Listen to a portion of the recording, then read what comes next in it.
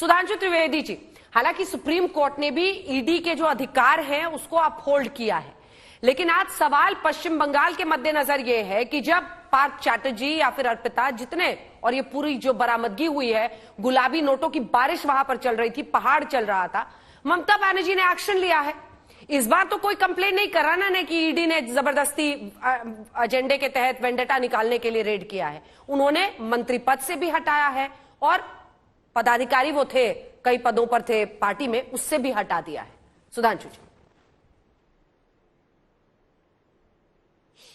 देखिए, वहां पर जिस प्रकार की बरामदगी हुई है उसने कम से कम अब पश्चिम बंगाल सरकार के अंदर किस प्रकार का गहरा भ्रष्टाचार, डीप रूटेड करप्शन चल रहा था, उसको पूरी तरह उजागर कर दिया है। अब ये सबूत और तथ्य प्रकाश में आने के बाद अब किसी प्रकार की किंतु परंतु की कोई गुंजाइश नहीं रह गई थी। ममता जी को यदि कार्रवाई करनी थी तो जिस रात में यह कार्रवाई प्रारंभ हुई थी, यदि उसी समय कार्रवाई कर दी होती तो लगता कि उनके थोड़ी बहुत भी उनके मन में कोई निष्ठा या ईमानदारी है, जिस चीज के लिए ममता जी जानी जाती हैं। ममता जी की छवि एक सादगीपूर्ण नेता की है, जो सादी धोती पहनती हैं, हवाई चप्पल पहन के चलती हैं। हम लोग के साथ भी नहीं, हमने खुद देखा है उनको, वो एक सामान्य सी छोटी कार में चलती हैं।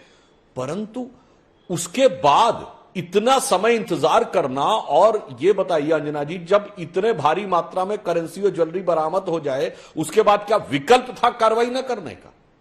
वो तो विकल्पहीनता की स्थिति में किया गया।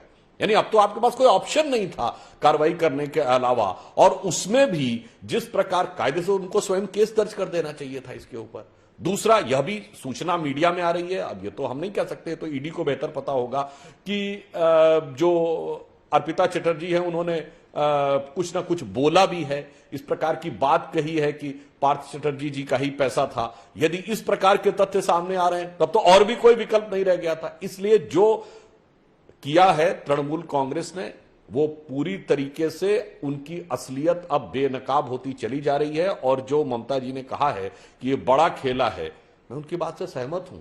हो सकता है ये बहुत छोटी चीज सामने आई हो, अभी क्या पता पश्चिम बंगाल सरकार में भ्रष्टाचार के बहुत गहरे और बड़े व्यापक घोटाले अंदर पड़े हुए हों। जब वो पूरे सामने आए तो शायद देश और बंगाल की जनता को पता चले कि ये कितना बड़ा खेला। शशि जी, खेला होबे कर रहे थे, लेकिन यहां तो खेला आपके साथ हो गया है। सवाल ये है कि अगर नोटों की ऐसी बरामदगी नहीं होती, ये गहनों की नुमाइश ना होती ईडी की तरफ से, तब तो आप लोग डिफेंड करते, क्योंकि जब जब भ्रष्टाचार के मामले में किसी भी पश्चिम बंगाल में किसी पर भी कोई कार्रवाई ईडी ने की है तो ममता बनर्जी ने चीख चीख कर कहा है कि सरकार हमसे बदला ले रही है, अपने हार की वजह से बदला ले रही है, सरकार वेंडेटा निकालती है, सरकार विपक्ष पर हमला करती है। भ्रष्टाचार के मामले पर ऐसे ही कालीन पड़ा रहे, क्यों नहीं ये सब मामले सामने आए? नहीं, देखिए, अगर आप इसी मामले को देखें तो आप पहले से, अगर हम लोग की प्रेस कॉन्फ्रेंस देखें, वार्तालाप, और जिस तरीके से तब इसके बाद भी ममता बनर्जी जब पब्लिक स्पीच उन्होंने दिया, और हम लोग भी स्पोक्समैन के हैसियत से जब भी हम लोग टीवी पे आए, क्योंकि ये तीनों स्तर जो हैं, एक तो है पार्टी की ओर से और दूसरी है ममता बनर्जी की ओर से, हम लोग कोई भी जो है चुप नहीं थे। हम लोग सब आपके सामने ही थे, क्योंकि देश की जो परिस्थिति, हम वहां पे नहीं जा रहे, लेकिन हम लोग देखें कि जहां हम लोग सोचते हैं, अब वेट करते हैं कि अब प्रधानमंत्री कुछ बोले, बहुत जरूर टिप्पणी कुछ दे, लेकिन वो बोलते नहीं। लेकिन हम लोग थे नहीं ऐसे, हम लोग साइलेंट नहीं थे। और बराबर पहले से जब जो बरात हुई वो थी उस महिला के घर से, तो हम तो ईडी के इन्वेस्टिगेशन के अंदर तो है नहीं, तो हम लोग जो बाहर से देख रहे हैं या आप जो दिखा रहे हैं, या ईडी सोर्स या मीडिया लीक्स जो हो रही है, उसमें से जो बरामद हो रही है, ये जो हो रही है, तो पहले आई थी ये बात कि ये उनका है, तो हम लोग ने पहले ही कहा कि उस महिला की तृणमूल कांग्रेस से कोई संपर्क नहीं है। तो अगर किसी के घर से बरामद हो, ऐसा तो नहीं है कि तृणमूल कांग्रेस के ऑफिस से बरामद हुए, तो जब किसी के घर से बरामद हुए तो उसको लेके तो हम टिप्पणी नहीं कर सकते। लेकिन जब बात चल रही थी तो हम लोग ये कहा कि हम लोग दूरी बनाए रखें। शशि जी, दूसरी बात, ये आप भी जानते हैं कि जो नवरत्न टाइप के मंत्री होते हैं ना, जो बहुत करीबी होते हैं, वो नवरत्न टाइप के मंत्री थे पार्थ चैटर्जी, बहुत करीबी थे ममता बनर्जी के, तो आपको भी पता होगा। नहीं, आपने मेरे सवाल का जवाब ही नहीं दिया मैडम, आपने मेरे सवाल का जवाब ही नहीं दिया। मेरा सवाल ये है कि अगर ये पैसे, ये नोट सोशल मीडिया, टीवी, हर जगह पर सामने नहीं आता, तो फिर क्या इस बार भी नहीं कहती ममता की देखिए जबरदस्ती का ईडी वालों को भेज दिया है, हमारे पीछे लगी हुई है मोदी सरकार? देखिए, हमारी जो एक्सपीरियंस रह चुकी है इस राज्य में, हम लोग को ईडी या सीबीआई के विरुद्ध कुछ कहना नहीं है। बस इतना ही हम लोग देखते हैं कि जैसे शारदा केस है, 2014 से चल रहा है, चल रहा है तो चल रहा है, चल रहा है तो चल रहा है, खत्म नहीं हो रहा है। तो इसका निष्कासन भी जल्दी हो, लेकिन इसको जो हम लोग कब कहते हैं, जब हम लोग देखते हैं कि इसको व्यवहार किया जाता है।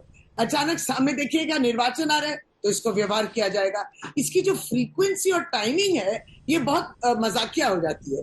माने निर्वाचन के पहले आ जाते हैं सीबीआई ईडी। चलिए आप इसको 8 साल ना करके तुरंत बहुत सारे 2-3 महीने में खत्म कर दीजिए। बहुत सारे सवाल हैं, 2-3 महीने में खत्म कर दे ईडी जल्दी काम कर दे। आप लोगों को क्यों नहीं दिखा? ये जो करीबी वाले मंत्री थे, इतना नोट गद्दी और तमाम आरोप लग रहे हैं अर्पिता को, अब उसके बाद आपने ही पार्थ चैटर्जी को हराया है। ये नोट गड्डियां, ये टॉयलेट में आप सोचिए, कल्पना कीजिए, टॉयलेट में पैसा, रूम में, बेडरूम में पैसा, कहां कहां पैसा।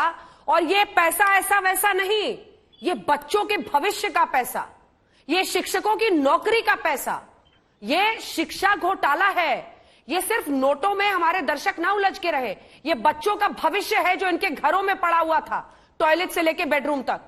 ये उन शिक्षकों की नौकरियां हैं जो उन शिक्षकों को, बेरोजगार शिक्षकों को नहीं मिल रही थी।